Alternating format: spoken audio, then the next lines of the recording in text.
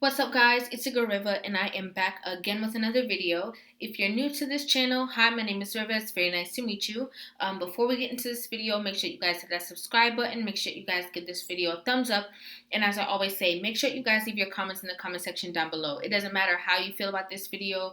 We all want to talk about it. Also, if you're not following me on Instagram, follow my Instagram. It's at RIVAH_JORDON. And I told you guys I would not keep you waiting for a part 2. I see that you guys highly requested it and wanted me to go ahead and react to it. So here we are, and we're going to go ahead and get right into the video. She decided, well, you're my husband, not my father. And she decided that she was going to go visit her mother. She took the baby in the carriage and started off to visit her mother. Before she knew it, she was falling down. She had taken the baby, so she continued to walk, and before she knew it again, he was on her with a brick in his hand against her head until somebody of the neighbors came along and yanked her off. What I'm seeing is a tremendous amount of this from a psychologist's point of view, and if I see someone who's in a category like this, you talk about trauma, this is the clear essence of trauma, which is tantamount to psychosis, and this in essence is a game. What the premise of the book is a game? That's it. It's entirely a game. What? All right. Now, wait. There's a person in the audience who seems upset with what he said. What? Excuse me. Yeah, let me tell you something. First of all, I'd like to say thank you for writing the book, and you're a very beautiful woman. I got to say that, number one. Number two, just like the sister said, I got the book. I have the book, all right? First of all, she said she's not blaming all black women because you got just as much bad black women like you have bad black men. The point is this. That is, it's just a lot of black, not all, but a lot of y'all sisters, black sisters, you labor under the misconception that you walk around with halo and wings 24/7. That's why she wrote the book.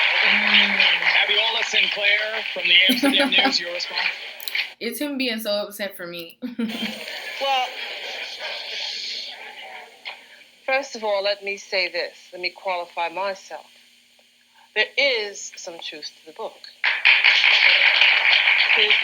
Excuse me. I will say there is some truth. I recognize some of myself, and I recognize some people that I know. Wow. I disagree with the premise of the book. I disagree with the agenda of the book.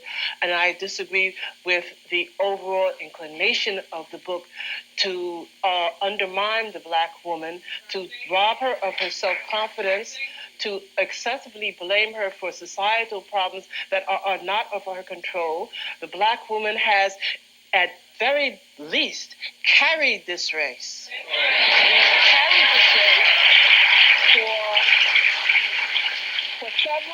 For several generations. And if she's stumbling and if she's falling now, it's because she's tired.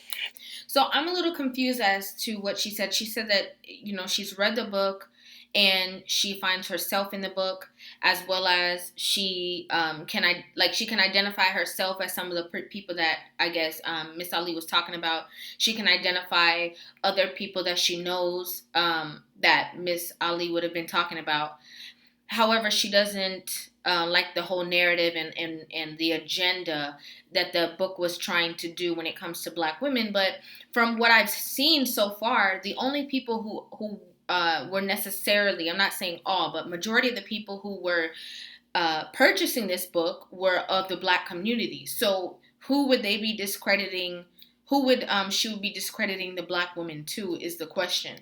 Yes, she does need some help, but she needs the type of positive help and not no one to put their foot on her neck or on her head and tell them that he's a god and he's her ruler and he's her master and she must do as he says. Shahrazad? One of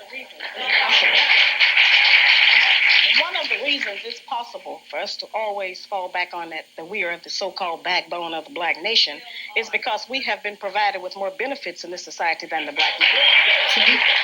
And so as a result of us being provided with those benefits and being set up to make it appear as if we are carrying our nation on, it's incorrect. There's not any doubt in any other nationality that the backbone of their nation is the men of their nation, except in the black community. That's fact. There is, however, Shahrazad, it seems to me on my reading of the book, and I'm going to direct this again to Ariola just before I get to Playful, there seems almost an insulting tone specifically directed against, or one of the many controversial passages, women like yourself who have their hair stylized in braids or so-called cornrows, or who wear traditional garb. It goes so far as to say that is an excuse for not showering and shampooing. It's a bad sanitation. I have never in my life seen anything like that, absent, I must say, writings from the KKK. Okay, so I'm going to state my opinion on that excerpt from the book. But however, I just don't like how Geraldo is instigating. I mean, he's instigating. Like, he's like, oh, well, what about that part in the book? Okay, so you're saying that you think that some parts of the book are true, and but you're saying that you don't agree with this portion. Okay, what about the portion where she's talking about women like you? Women like you who wear braids, women like you how do you feel about that? Like, I feel like he is like doing a pitting of them against each other, which I don't like at all. And again, the volume on this video, obviously it's a really old VHS, so I can't really turn the volume up. I'm doing the best that I can, so I just wanted to clarify that also as well. Some white racists. May I say something? How do you read it, Ariel? And then I'll let Shahrazad respond. Well, that's what ticked me off when I was reading the book. I was saying, well, if it ticked her off so much, how come she didn't mention it? How come he had to mention that for her? Okay. So I got to that point. Then I said, what?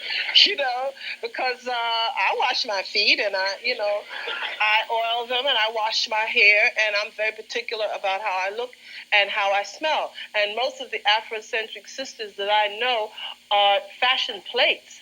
What we're trying to do is to set up a new aesthetic.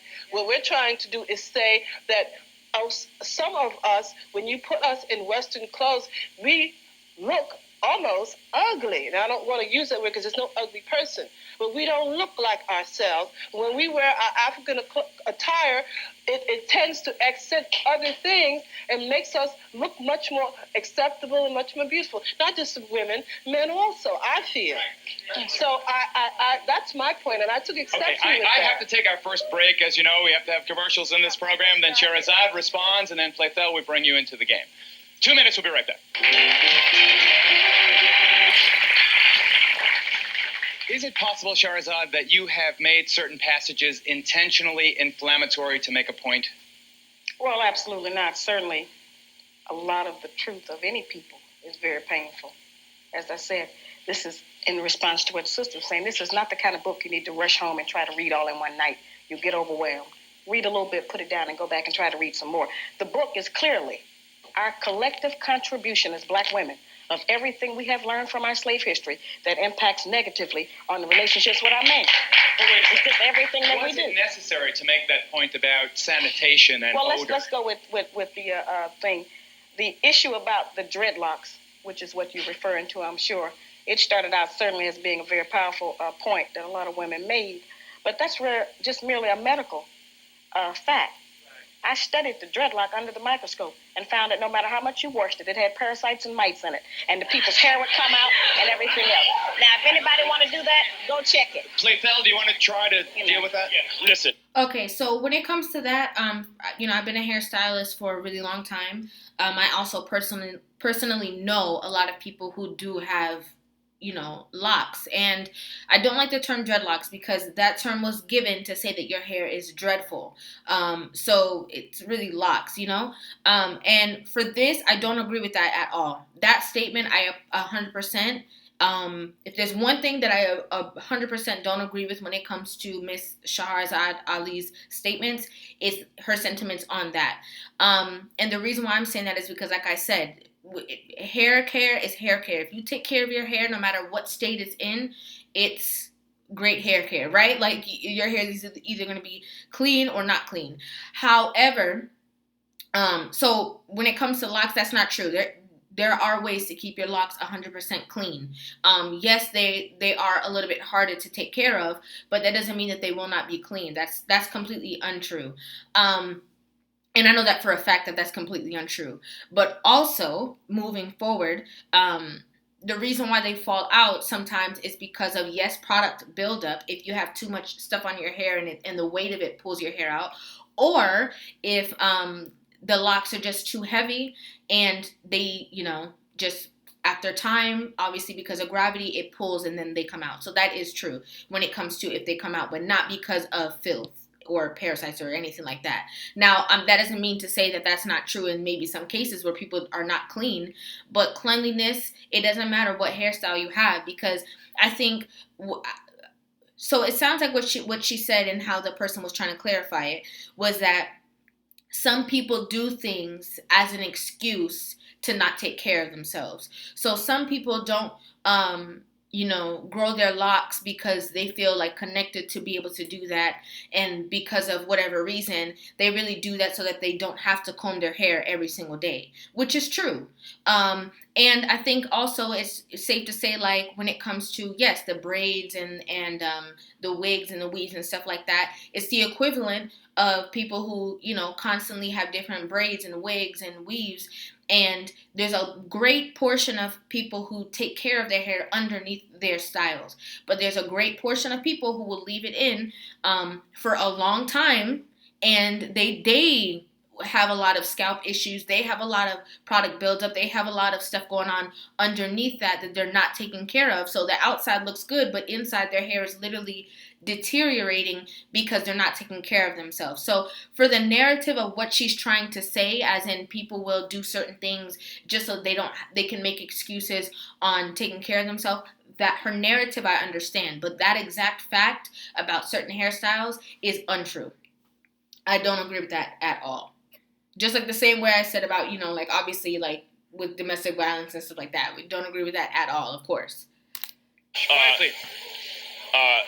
First of all, let me say, Geraldo, I get invited to these kind of shows all the time because I write a lot of controversial stuff.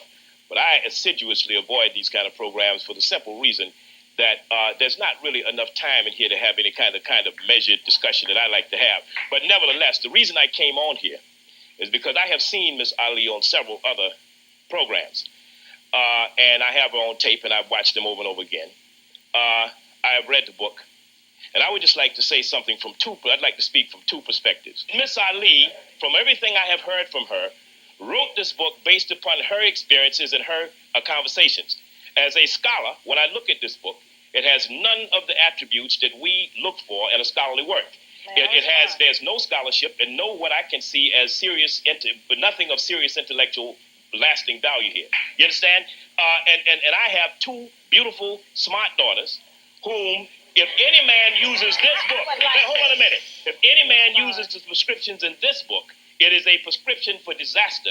I will tell my daughters, if anybody ever smacked them in the mouth, come tell Daddy. I'll deal with it. And as a father, I can understand his statements. However, it's a little contradicting because at the same exact time, it sounds like you're raising two young PhDs, like two young independent bad man pajamas, that then have grown into the modern women that we see today in the same token. Instead of teaching, not that I'm not saying that he did not teach his daughters these things, but, I think the main thing is to teach your daughters to, have respect for themselves, obviously portray themselves in a certain way, be respectable women, so that, of course, they will attract respectable men in return. You know what I'm saying? So I mean, I get the excitement that he's trying to create and all this kind of stuff and get the applause from the audience and all of that. But I don't think the statement that he just, said had any depth to it at all, as well as, from a scholar level. That's just my opinion. That's where I'm at. There are two things we need to realize here. One of them is that we have a problem with behavior definition and interpretation. We look in the mirror and see ourselves as one way, and the black man looks at us and sees what's in my book. Now, the other thing is that our so-called educated class has failed us. Yes, they have. All right? Now, they have failed us because in all of their so-called scholarly studies and journals, none of them as a group have ever come up with something to put the agenda like this book has. Identify yourself and tell us why you agree. Right. My name is Saeed Salahdin. Right. Of all the scholars, where are you guys trying to bring the families back together is what she's saying in that statement, and I 100% agree with that. So how are you going to come at, I'm talking like as if I'm her. It's like she's saying, how are you going to come at me for me being a person who's trying to bring our family back together and trying to correct issues, when you're such a scholar with all these, knowledge and all of these things, where's your book at for our family to come back? What's your interpretation of what we should be doing? You don't have one. You just want to talk about mine. 100%. And one of the things I would like to say is the reason why so many young people are reading that book, and a lot of y'all are reading the book, is because it's not scholarly. It's right to the point. Now, I would like to also say, as it relates to violence, okay, my wife, ex-wife, was the first one to slap the living Star Wars out of me. Okay. All right? I'm laying down on the couch, and she slapped the living Star Wars out of me. Now, she may have had a reason. Now, how was I to respond? How was I to respond? Should I respond the way I do another brother if he slapped me in my face? Should I use the closed fist, or should I have smacked her? Because I'm going to do something. What'd you do? Point that I'm not going to say. But the point, I'll say one thing. I walked around. Well, that's his ex-wife, so we can, imagine what he did. For about 1 hour. But I would like to also say this is one thing. Let me just say that if I smack my wife, my bed would be burning. All right, I agree. Hurry up. One last principle. There's an old ancient feminist principle from the great mother principle, and they said that there was only two people in this world, a mother and her children. Now, if that is true, and one of the children is out of order, who do you blame? And I think it's an honor if I was a woman and all the blame was coming at me, as some of y'all say. I would take it as an honor because it shows my responsibility. Like if a building, not for. Don't you think it's a bit of a cop-out that he doesn't tell us what he did after the war? Give it to us, America.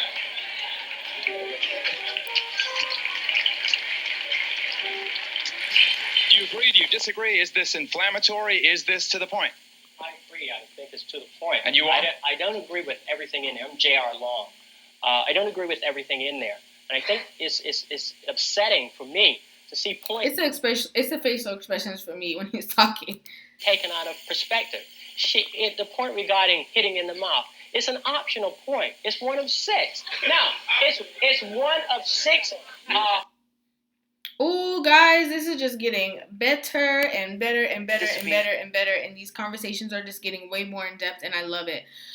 So what the guy is saying, he made a really good point. He made the point of, yes, that a woman, that his ex-wife, for a reason, obviously, hit him, and he responded however he responded. But I think that a big portion of our conversations, especially when it comes to violence within the home, within our community, is that nobody should be hitting anyone, right? Because I think that there's always been this thing, growing up, it's like if a girl hits a boy, it's like, don't do that. But then if a boy hits a girl back, it's like, it doesn't matter if she hits you, don't hit her. And I think that that's a big misconception, because some women, like when some women are fighting or like going toe to toe with their man and their hits, we're not gonna act like just because she's a woman and yes, she's considered the weaker vessel, that it doesn't mean that like those hits don't hurt, especially like now when women are weighing more than men. I mean, that's like a fight. You know what I'm saying? So I think that it has to be known in our families, in our communities, like, no, like that whole toxic thing, and that's cute, and like y'all get mad and y'all fight and stuff. It's never gonna end well. It's never gonna end well. So I think it's important that nobody's putting their hands on each other. I think that's something that should be strong, because a lot of people, let's just be honest, like a lot of people do not have self-control, right? So you can't rely on the other person to have self-control in a situation, especially, if emotions are flying and stuff like that. Like, you can only rely on yourself in that moment. So it's not good to practice those traits or those habits. But of course, you guys know I'm gonna come. Like I said, there's 4 parts to this video. This is part 2. If you haven't seen part 1 on my channel, go ahead and check it out. But I am gonna be doing parts 3 and 4. I just generally want to know you guys' comments as well. Make sure you guys leave your comments in the comment section down below. Make sure you guys hit that subscribe button. Make sure that you guys give this video a thumbs up. And again, if you're not following me on Instagram, follow my Instagram. It's at RIVAH_JORDON. I want to thank you guys so very much for watching. I love dialoguing with you guys in the comments. I really, really do. And I will see you guys in the next video. Love you.